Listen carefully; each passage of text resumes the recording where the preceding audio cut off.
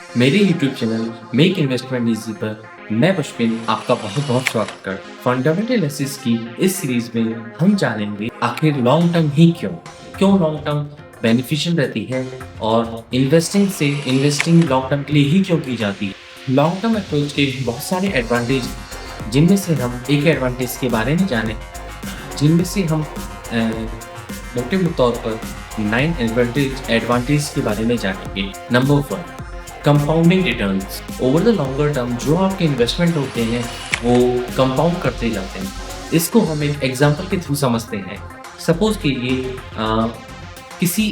यह एक पुरानी कहावत भी है कि किसी राजा ने किसी रंग या फिर किसी साधु से कहा कि साधु आपको क्या चाहिए, मांगिए आप जितना मांग सकते। तो उस साधु ने कहा मुझे सिर्फ एक दाना चावल और 64 जिसे चेस भी कहा जाता है उसके एक दाना चावल हर खाने में रख के डबल करके मुझे दे दीजिए। राजा ने कहा कि बस इतना ही, और आप यकीन नहीं मानेंगे 1 रुपए को अगर 32 बार डबल किया जाता है, 1 रुपए को अगर 32 बार डबल किया जाता है तो वो 429 करोड़ रुपए बनते हैं। तो सोचिए 64 खानों में डबल करके वो किस लेवल पे पहुंचेगा। That is the compounding. और कंपाउंडिंग असली work he over the longer period में वर्क करती है। इसलिए हमेशा इन्वेस्टिंग लॉन्ग टर्म के लिए करनी चाहिए। एटलीस्ट 5 ईयर मिनिमम आप किसी भी स्टॉक में इन्वेस्टेड रहिए और देन आप देखिए मैजिक ऑफ कंपाउंडिंग। और मैंने मैजिक ऑफ कंपाउंडिंग के बारे में एक वीडियो भी बना रखा है, आप चाहे तो उसे देख सकते हैं। सेकंड पॉइंट है रिड्यूस वोलेटिलिटी। जो भी मार्केट में वोलेटिलिटी होती है शॉर्टर टर्म के लिए या फिर शॉर्टर ड्यूरेशन के लिए, चाहे वो पॉलिटिकल हो सकती है, चाहे वो किसी वॉर सिचुएशन की वजह से हो सकती है, चाहे वो किसी इन्फ्लेशन के कारण हो सकती है, लेकिन इन द लॉन्गर हॉराइजन आप इससे या फिर इन द लॉन्गर हॉराइजन आप वोलेटिलिटी से बच सकते हैं, क्योंकि स्टॉक प्राइस हमेशा बिजनेस को ही फॉलो करते हैं और इन द लॉन्गर रन वो एक अच्छे बेहतरीन रिजल्ट निकल के सामने आते हैं।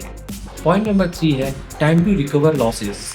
लॉसेस का मतलब ये नहीं है कि आप बैड फंडामेंटल वाली कंपनी को लॉसेस से निकलने का सोच रहे हैं। एक्चुअली जो भी आपके मार्केट ट्रेंड अगर डाउन ट्रेंड्स की तरफ है और आपका स्टॉक नीचे की तरफ गया है, वो इन द लॉन्गर हॉराइजन में जब मार्केट बुलिश होंगे या फिर अप ट्रेंड की तरफ होंगे तो आप अपने सारे लॉसेस को रिकवर कर पाएंगे। पॉइंट नंबर 4 है लेस स्ट्रेस। मीन्स आपको स्ट्रेस नहीं रहेगा, आप बार बार स्टॉक की वैल्यू नहीं देखेंगे या फिर स्टॉक की प्राइस नहीं देखेंगे। ट्रेडिंग वाले सारे झंझटों से आप दूर हो जाएंगे। Point number 5 lower transaction cost. जितना भी हम डीमैट अकाउंट में ट्रांजैक्शन करते हैं आपको पता होगा शायद उस पर टैक्स लगता है और वो टैक्स को गवर्नमेंट धीरे धीरे बढ़ा रही है। जैसे कि लॉन्ग टर्म इन्वेस्टिंग पे अब गवर्नमेंट ने 12.5% टैक्स फ्लैट टैक्स कर दिया है, जब ट्रेडिंग पे 20% टैक्स है। इस टैक्सेशन के बारे में हम आगे किसी वीडियो में अच्छे से समझें। टैक्स एफिशिएंसी, जैसा कि मैंने बताया कि टैक्स बहुत ज़्यादा मैटर करता है। सपोज कीजिए आप 100 रुपये ट्रेड करते हैं और उसको आप 150 रुपये पे कमा लेते हैं ट्रेडिंग में, तो 50% पे फ्लैट 20%10 रुपीज़ तो आपका टैक्स में ही चला जाएगा। जबकि आप 100 रुपये इन्वेस्ट करते हैं और 1000 रुपये पे बेचते हैं तो 900 रुपये का 12.5% आप एक परसेंटेज टर्म में देख के चलिए, वो काफ़ी कम होगा। पॉइंट नंबर 7 है focus on fundamentals. Long term investing हमेशा फंडामेंटल्स पे फोकस करने के लिए कहती है, न कि मार्केट सेंटीमेंट्स या मार्केट ट्रेंड्स, उनसे उनको कोई फर्क नहीं पड़ता। बेटर है आप मार्केट के फंडामेंटल्स पे, अपने फंडामेंटल्स पे फोकस कीजिए और आगे बढ़ते रहिए। पॉइंट नंबर 8 है dividend and reinvest. Long term investing का सबसे अच्छा फायदा यह होता है आप जो भी डिविडेंड आपको मिल रहा है आप उसे री इन्वेस्ट कर दीजिए और धीरे धीरे आपकी इन्वेस्टमेंट बड़े होते रहेंगे और आपका पोर्टफोलियो भी काफ़ी बड़ा होने लगेगा। 9 पॉइंट है स्ट्रेटजी एंड डिसिप्लिन।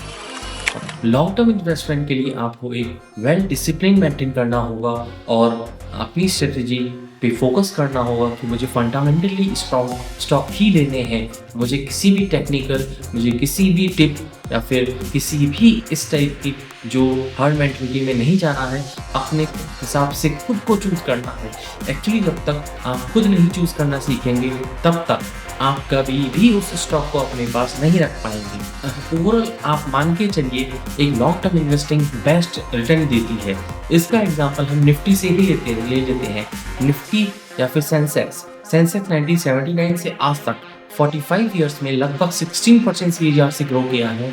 तो आप खुद मान के चलिए 45 इयर्स का सीएजीआर टर्म में अगर हम लेके चलते हैं तो 16% से कंपाउंडिंग कितनी ज़बरदस्त रही होगी। लगभग हर 5 साल में पैसा डबल। तो 9 यहाँ पे आपको डबल मिले। सपोज कीजिए 1 लाख रुपए था तो 1 लाख रुपए का 9 टाइम डबल। 1 लाख रुपए का 1 टाइम 2 लाख, 2 लाख का 1 टाइम 4 लाख, 4 लाख का 8 लाख, 8 लाख का 16, 32, 64, 128, मतलब इजीली 1 लाख का काफ़ी पैसा बन चुका होगा। आप अनुमान भी नहीं लगा सकते, आप खुद कैलकुलेट करके बताइएगा और कमेंट बॉक्स में कमेंट कीजिएगा कि 1 लाख का 9 बार डबल करते हैं तो कितना आता है। आज के लिए इतना ही। आज हमने जाना कि लॉन्ग टर्म इन्वेस्टिंग क्यों इम्पोर्टेंट है और लॉन्ग टर्म इन्वेस्टिंग से हम किन किन चीज़ों से बचा जा सकता है। और लॉन्ग टर्म इन्वेस्टिंग से ही आप वेल्थ जनरेट कर सकते हैं। ट्रेडिंग से आप 10-20% का मुनाफा कमा के खुश हो सकते हैं। मेरा मानना यही है। बाकी सबकी अपनी अपनी प्रतिक्रियाएं हैं और सबके अपने अपने व्यूज़ हैं। आज के लिए इतना ही। मैं पुष्पेंद्र विदा लेना चाहूँगा। मिलते हैं एक और फंडामेंटल एनालिसिस के न्यू वीडियो में। Thank you. प्लीज़ मेरे चैनल को सब्सक्राइब कीजिए, शेयर कीजिए, लाइक कीजिए, क्योंकि अभी मेरा चैनल बहुत छोटा है लेकिन मेरी सोच काफ़ी बड़ी है। मैं वीडियोस रेगुलरली अपडेट करता रहूँगा फंडामेंटल एनालिसिस और स्टॉक मार्केट के ऊपर। Thank you, bye.